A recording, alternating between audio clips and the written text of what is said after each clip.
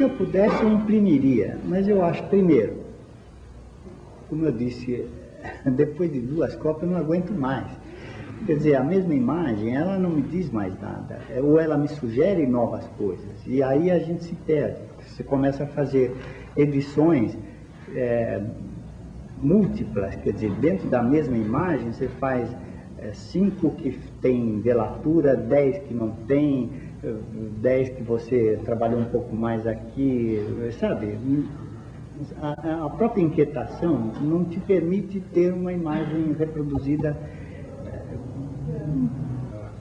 Essa ideia de utilizar a cor é uma ideia que, para mim, na gravura, ela não veio bem, porque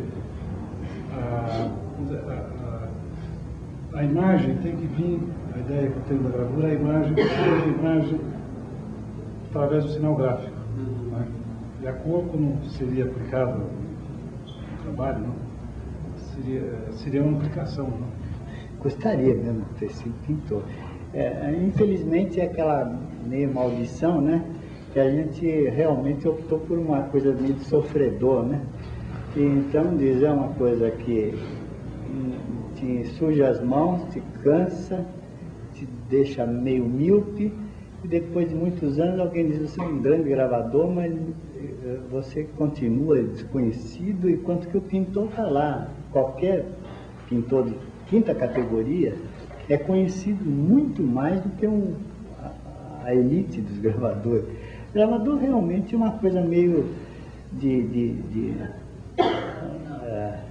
máfia, de maçonaria, sabe? Agora, antes dessas coisas, tem eu como indivíduo, como artista, que tem um imaginário, tem uma poética para ser feita, para ser realizada. Agora, para mim atingir a minha poética, eu me submeto a essas coisas, tento equilibrar essas questões políticas, econômicas, questões culturais, políticas, econômicas. Né? É uma regrinha, precisa segurar um pouco. Né? E entrar nessa sombra minha, que eu não sei.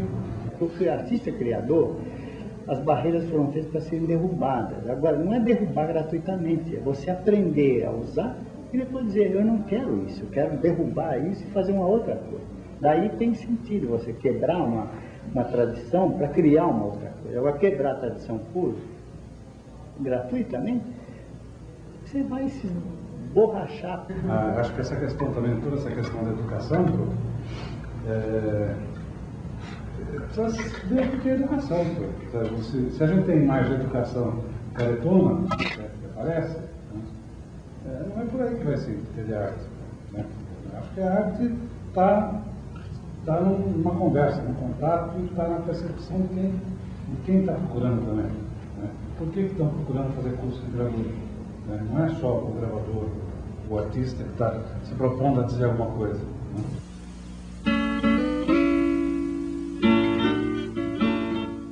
Então, o primeiro momento é gravar, só gravar. Né? Gravar, ver. Seja criativo aqui. Ver a questão do instrumento que está utilizando para gravar, né? Deixando essa marca da matriz. A matriz ser uma. Como a própria palavra diz, a matriz é onde contém toda a obra, toda a tentativa. Né?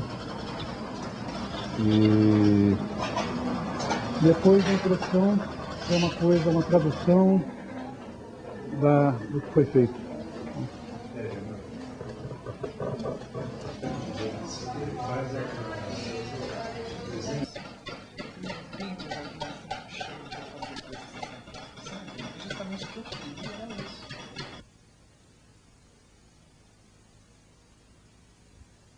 Eu tenho que fazer primeiro um trabalho de base, sabe, colocar, eu tive que voltar, pegar madeira de fio, pegar o linóleo, fazer alguns exercícios de textura, matéria, sentir o instrumental, né, fazer com que o aluno descobrisse o valor de cada buril, né, que são como notas musicais, eles têm que vibrar na mão do gravador para conseguir a linguagem, né, primeiro.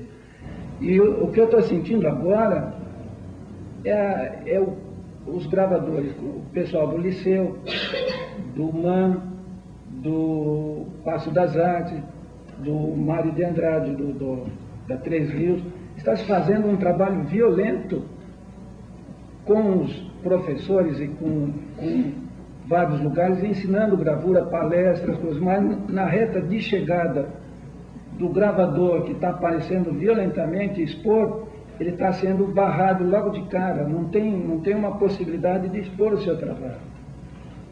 Porque sempre existiu essa dificuldade. E a verdade é que os grandes artistas, eles sempre tiveram uma paixão pela gravura. Rubens, Rafael, Rembrandt. E nós chegamos no Brasil, nós vemos artistas como Gruber, por exemplo, que ganha uma fortuna com suas pinturas, mas a paixão dele é a gravura, porque a gravura tem um mistério, tem uma atração, tem algo de fantástico, assim, no sentido de chamar o artista, né? Então, vocês jovens não têm que se preocuparem muito com essas dificuldades. Vocês têm que fazer arte por arte. Eu fui convidado por uma galeria para fazer uma exposição em Porto Alegre e no decorrer da exposição eu deveria dar um curso lá. A proposta da galeria era esta, para cumprir o negócio cultural e tal, levar alguma novidade lá para o pessoal. Eu levei um susto, pô. Pessoas que nem se consideravam artistas estavam fazendo gravura. Aonde? No ateliê da prefeitura, sustentado pela prefeitura. O sujeito pagava lá uma taxa mínima lá, que não era nem uma mensalidade, e tinha um ateliê à disposição. Ateliê de chiro, ateliê de metal, ateliê de litro.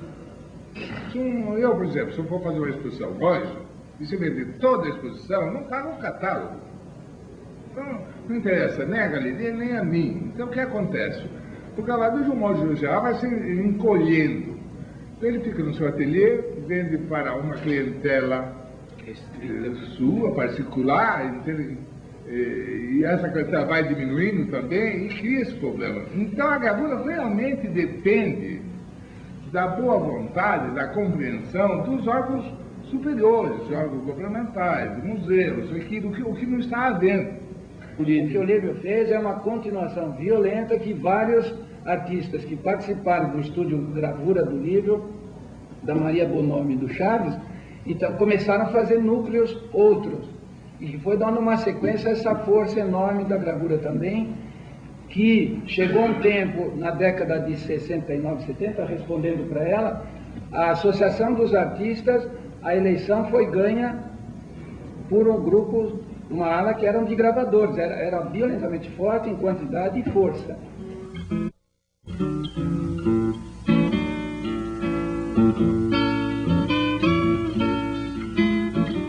O porquê dessa tentativa de resgate?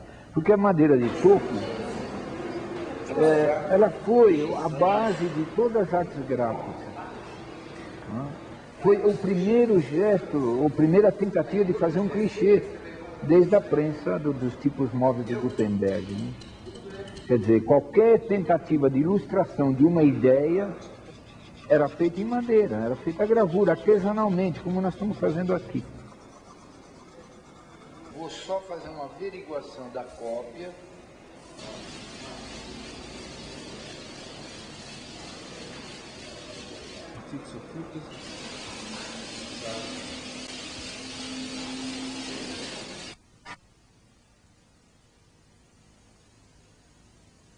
Uma gravura mal feita, e eu vou usar essa expressão mesmo, mal feita, ela é evidentemente mal feita. Então, toda a questão da técnica, que é uma discussão meio de tabu também, porque só a técnica, porque afinal de contas, né? Veja, os burilistas do século XVII, do século XVIII, né? Eram uns craques, sabiam todas as técnicas e, no entanto, do ponto de vista de construir um projeto artístico ou estético, não aconteceu nada, tirante um Rembrandt ou um Piranesi, naturalmente. Mas não é a questão só da técnica que a gente quer discutir, é a questão da sintaxe, é a do domínio dos meios, né? desses meios que vão estruturar uma linguagem e, eventualmente, uma expressão. E na gravura eu acho que isso é grave, porque não dá para passar em branco. Eu acredito que, sem ter o domínio dos meios, ninguém faz coisa nenhuma. E acredito também que o domínio dos meios não é uma prisão, é ao contrário, uma liberdade. Quer dizer, na medida em que você conhece alguma coisa, você fica mais livre para trabalhar com isso. Porque o fazer, quer dizer, a prática do fazer, que não elimina a teoria, quer dizer, tudo aquilo que você aprende teoricamente e que você alia a um processo de trabalho, eu acho que há um intercâmbio, não é? Quer dizer, há uma pulsação entre essas duas coisas. Eu acho que também essa prática do fazer atenta, perseguindo esses aperfeiçoamentos, leva embutido uma coisa que também é muito ausente entre nós, que é a crítica. É a crítica do fazer. Quer dizer, enquanto está sendo feito, o artista percebe aquilo que ele conquistou, aquilo que ele não conquistou, aquilo que foi uma dificuldade. Enfim, ele tem uma noção muito clara daquilo que está acontecendo e com um nível de bastante realismo, porque em geral a gente passa da exaltação para a depressão. Olha que coisa magnífica que eu fiz, ou que porcaria que eu fiz, sem nenhum sentido crítico. E esse sentido crítico, eu acho que também não é uma entidade, não é uma coisa que de vez em quando baixa, né? Como de vez em quando baixa a chamada inspiração e que você chega e realiza. Não, é resultado de um percurso. E um percurso que tem uma sistematização de trabalho, sem o que não dá para fazer.